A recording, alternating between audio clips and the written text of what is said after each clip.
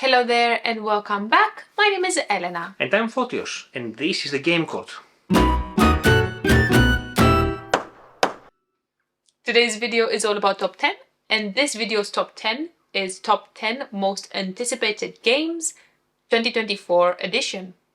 We did one of these videos last year, summertime again. Yes. Where we presented our last year's most anticipated games, and some of them we haven't even received them yet. That's a pity. Right, exactly. So we're not going to include these games again in this top 10, like Unconscious Mind is not delivered yet, Pampero is about to deliver, and many other games that have not been with us yet, but we're not going to include this. We have here 10 fresh games for you Fresh, guys. super fresh out of the oven. And there's so many games to choose from, right? There's so many games that we're excited to receive, right? Like for instance, there will be a new installment of the 19XX series. We're not going to talk about that. Or there's going to be a new expansion for Anno 1800. We're not going to talk about that. About either, because we're excited about this stuff, but there are other games where... It's only 10 games we can be super excited about. And we also cheat a bit in our list because, in one entry we have 2 games, but that's fine. Hey. It's our top 10, right? At number 10, we have a game published by Queen Games that was recently on crowdfunding, on GameFound actually, and we backed it. It's called Stupor Mundi, and it's a game designed by Nestore Magnone, the designer of Newton, that Elena adores, one of Elena's favorite games, Maracaibo #1, Newton #2. And of course, Nestore Magnone is also the designer of a Darwin's Journey, which we actually like a lot. That's the only reason why this game is in the top, because of Darwin's Journey. Exactly. That's it. Now, in Stupor Mundi, it's a Euro game, of course, and you take some actions and you build some forts and you castle. You have some nice wooden pieces. We went for the PVC edition. That you have nice details on the pieces, and a bit of hand management and deck building as well. You do a lot of stuff. You try to also satisfy the king or whatever it is by building their own castle and achieving objectives, and these objectives might be different between players. But yeah, it's a game that looks very interesting. We hope we're going to like it a lot, and also it seems that it's going to have amazing production, similarly to Carnegie of Queen Games. At number 9, there is World Order, and World Order is designed by the same designers as Hegemony, and we really liked Hegemony. That's the political game with all the classes, where you have the government and you have the working class and you have the middle class and capitalists. Yes, of course. So technically all these classes fight against each other to win and be the best. Now in this game, it's more of a macro level, governmental, where you actually have political systems, again, 2-4 players, and technically there's a lot of area majority where one will have to conquer the lot. Again, a bit of asymmetry, we feel, a bit of area majority. I don't think, from what I gathered, that the game is as heavy as Hegemony. Yeah, it feels lighter. Yeah, it feels slightly lighter, but again, we don't have these kind of details. But when we went to UKGE, they had a prototype there and we kind of fiddled about a little bit. We didn't play the whole game because they had a whole queue there for people waiting to play the game. Yeah, it was very popular. But we went and we said hello and we looked at the game a little bit, and it seems that the game is slightly not as complicated as Hegemony. Which is a nice thing, because Hegemony is quite heavy for what it is. Yes. It's very different classes, and I think this will be easier to get on the table compared to Hegemony. So yeah, really looking forward to that. Now, the next game in our list, at number 8, we have Millennia, and this is a civilization game. Again, this is designed by Greek designers. Like the previous game is from Varnavas Timotheou, who is from Cyprus, and also Vangelis Vagiatakis from Greece. This game, Millennia, is designed by Mike Georgiou and Orestis Leontaridis, and is published by Karma Games. And it's a civ game, as I said, a lot of tracks on the main board, a lot of cards around. And to me, it's kind of a hybrid game of Rise, as we really like Rise, of the main tracks and stuff, and Cora. Now, Elena didn't like Cora very much. You liked it, but you were not very good at it, I would say. I'd never win in Cora, and I couldn't, why would you play a game if you know you're going to lose, right? Yeah, well, yes, I get the point.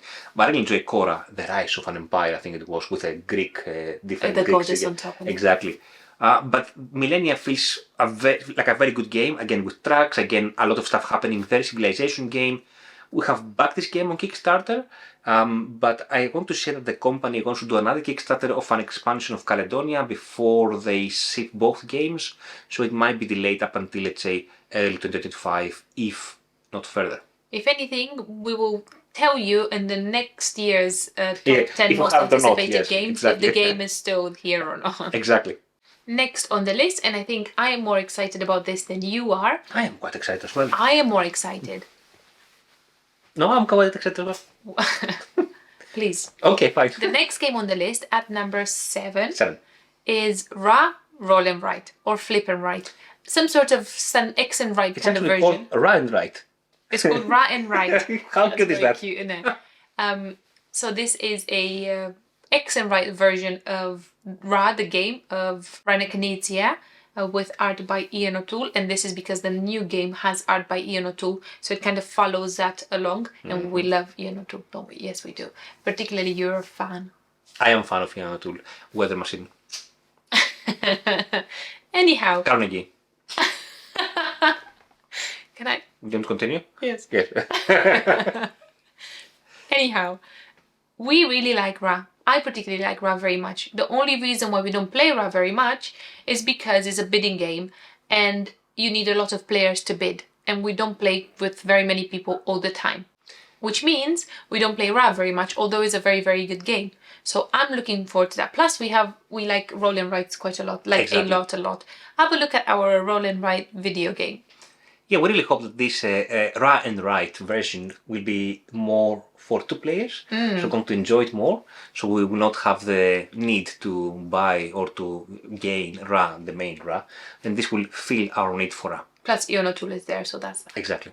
The next game in our list, at number 6, we have 1984, and this game is such an anticipated game for me because it follows the theme of the book of George Orwell, 1984, but it's also published by a designer, Perepau Listosella. I'm sorry if I mispronounce it, it's fine. Perepau. We Yeah, have Perepau. some games Several, from him. Yeah. Especially 19XX looping games from him.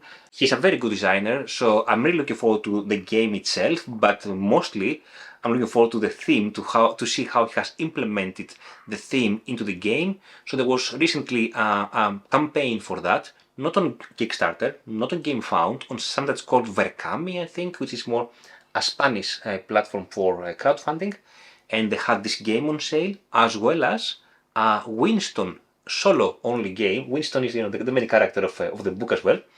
So of course we got both. So of course both are coming. Because they're both in Yeah, and the I'm really basket. looking forward to this. Under mechanisms, it said here hidden roles, and I'm really looking forward to what this is. To be honest with you, it looks like a very interesting game, and it's our number 6, 1984. At number 5, there's a game called Clandestine, and this game is designed by a designer that not very many people have heard of. His name is Jason Brooks, and it's probably because this will be his second game, which means he's only published one game. So maybe he needs a bit of time, but I think he does a very good job with what he does.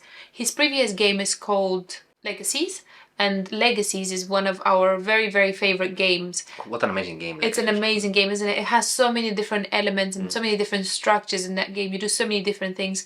Technically, you build a legacy over a few centuries. And from there, you do many things like relationships. You do a lot of bidding and a lot of buying and selling shares. So you get a lot of money where you can get prestige from. They're like 3 different tracks that you follow throughout. One is points, one is, what's the one with the Foundation. piggies? The foundation, and then you have one with the stars that represent something else. So you kind of like gather all these things throughout your legacy, and then you score everything at the end. It's such an amazing game though. It's a big chunky game, quite complex, goes up to 6, it plays very well, 3, 4 or 5. It does play amazingly, Yeah, especially exactly, for how big the game is. It plays so well in a higher player count. Yeah, it's an amazing game. With multi-use cards as well, the game. But, Yeah. This new game, if I just take the official description, it says that you command relics, secrets, and the public to maximize your secret society's intrigue. Now, under main mechanism, they have Mancala, which we like super much. And you have a rondel and multi-use cards, set collections, stuff that we like really. So we're really looking forward to this game. I'm really interested to see how Mancala is implemented because we have seen it both as a mechanism on the main board, like 5 tribes for instance. That's a good point. But also as a mechanism in your personal board, like a Crusaders for instance. Yes. So I'll be very intrigued to see how Mancala is implementing this game and how it interacts with other aspects of the game. Now for number 4, we are cheating. You are cheating. We are cheating together. Maybe we are cheating. Yes. So Garfield Games has a series of games called the Ancient Anthology or something like that. And now in August they're going to have a new Kickstarter campaign. They're going to have 2 games together in one campaign.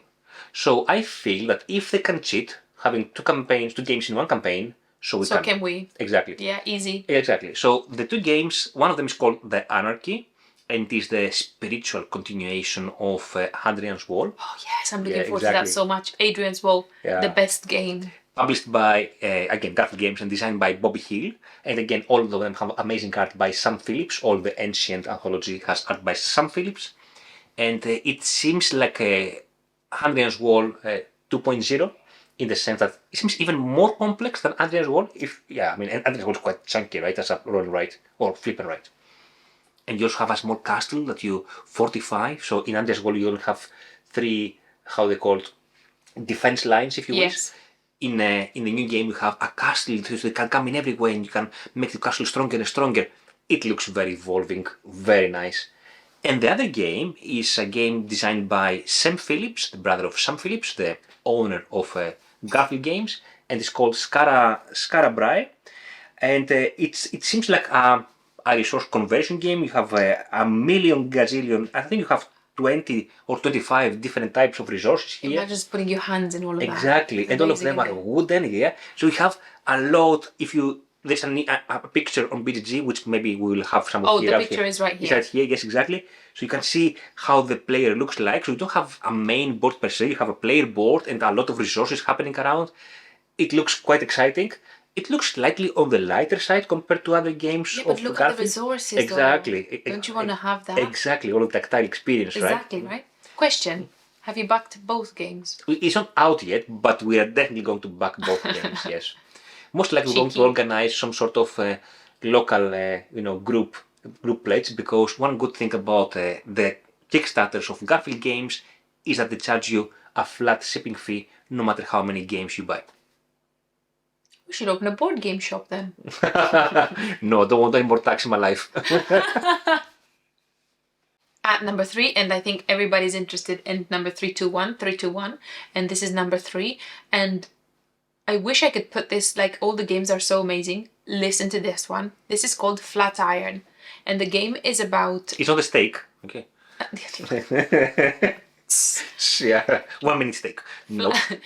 The Flatiron is actually a name of a building in Manhattan, New York, that was built in 1920-something, something in the 20s, I think. And the game is all about building this building. The game is designed by Isra C and Shay S. And these are the designers of many, many games that we have in our collection. And we adore them. And we really like them. They have so amazing ideas and like so fresh, and they're incredible, these 2 designers. So we really back up everything that they actually get out. The last game that we played, and it was super duper high up on our list, is White Castle. And White Castle is super duper. If you've not played White Castle, do us a favor and try White Castle. Stop this video even and go. Yeah, just go back. Go buy it. It's not even that expensive. Yes. Like everything about these games are innovative. They're amazing. They're fresh. The production is very nice. They cost literally nothing. They're super cheap. White Castle costs like £25 in the UK. Nothing. Like an average game these days is what, £50 or something, 45, £50. Exactly. So it's very, very rare that you find something that's so good and it costs so less, right? Anyhow, going back to Flatiron, look at this. This is how the game actually builds, and this is how you have to put your pieces on, so you can technically build a building, so it comes up as the building itself, more or less, which I think is super duper amazing. 2 cool things about the game: is published by the same company that published Shinkansen Zero K, by the same designers, Ludonova, and also is a 1 to 2 player game. So like 1987, Channel Tunnel, most likely we want to play at 2. We love games at 2 anyway, and we appreciate when some designs are fit for purpose and not expanded to fit every player count, and then they lose some of their beauty. The in beauty, that. yes, yes. At number 2, we have a game that I noticed on BGG very recently, maybe a couple of days ago, and we hope that we're going to pick up from Essen. Yes, we may be at Essen this year. We might. Yeah, we might, yeah.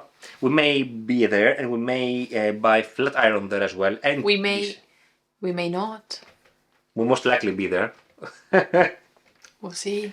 Most likely going to be there at Essen for the first time ever. Anyway, this next game at number 2 is a game designed by nobody else but Martin Wallace, and we really like this designer. Martin Wallace, he's amazing. And I'm not talking about Steam Power. This is another game from him that is coming later on this year, and we have backed it as well. Martin Wallace, Martin. I'm a girl. I like train games. Yes, and You know what I mean. This is another game by Martin Wallace over there. But right now we're talking about a game called Eterna. It's a game designed by Ergo Ludo Editions, and most likely is going to be available at Essen. So according to BGG, there is a bit of a Roman theme over there, a bit of ancient theme, a bit of area majority, hand management, a bit of worker placement. The look of the game is fantastic, right? And it's based, at least on the stats, is in our preference when it comes to length of the game and heaviness of the game. So this is that. I think that we're going to enjoy this game a lot. I don't know why, but I have a good feeling. It looks very good, doesn't it? Very promising. At number 1, we have, out of the games that we have already played, this is number 3 in their trilogy. It's called Inventors of the South Tigris. And that will be along Scholars and Wayfarers, which we both liked. And Scholars was my favorite game of the year because Scholars is amazing. Scholars was the game of the year, wasn't it? My game of the year. Well, it was. Did I stutter? It was our channel's game of the year. I don't know about you. All right. I think I made that up by myself. Yeah, okay. Anyhow, BGG says, Oh, invent BGG. Okay. BGG says. I just want to clarify. That's that one. So it says, invent, build, test, and publish your ingenious devices. That's it. Do you want more? It's a Garfield game. It's going to be amazing. Weight Right. on BGG is 4.17, which means it's going to be heavier than all the other games. And don't get me wrong, Scholars is amazing, but it's pretty chunky though, really. It's pretty juicy. I haven't really researched about the game, but I'm expecting to have the same elements as Wayfarers and Scholars in the sense you have dice somehow, dice as workers. You have the stars for the influence of different things, right? I can see some water in here and some waterway. Yes, waterway as well. But one thing that I expect to happen is that finally we're going to have a game about inventions that we like, compared to the other inventions game from Mr. Vitalascenda that we didn't really enjoy this year. It was just a bit too convoluted, wasn't Yeah. it? Just So- not like clicking properly. I think we're going to enjoy this. And yes, you can see that it has dice as well. The game, the Inventors of the South Tigris. I'm really hoping that this game would work because I think the theme is very good, and I can see that the complexity itself it's still very high, just very like the high, yes. Lacerda game. So I really hope that at least one of these games would work with this theme. And of course, after this trilogy, we'll have the East of Something trilogy coming up in the next 3, 4, 5 years by the same company. So we are looking forward to that as well. But maybe this is for our next edition. Listen, East of Europe. Really? I don't think so. I think they will go Far East Asia or something. I don't know, but yeah. I thought it was funny. Alrighty. Alrighty. That was our 10 plus extras of anticipated games plus expansions coming up for this year, yes. We are most likely going to buy some of these from Essen, or some of these we're going to back on the crowdfunding campaigns. But what are your most anticipated games coming up? Yeah, let us know because if we may go to Essen, we may get some of those if they sound super duper. Yeah, if you sell us the games properly, so you can convince us to buy the games, to test the games, you may see them covered in the channel. We don't know. Anyhow, I hope you enjoyed the video. Thank you so much for watching. And I shall see you later. Bye.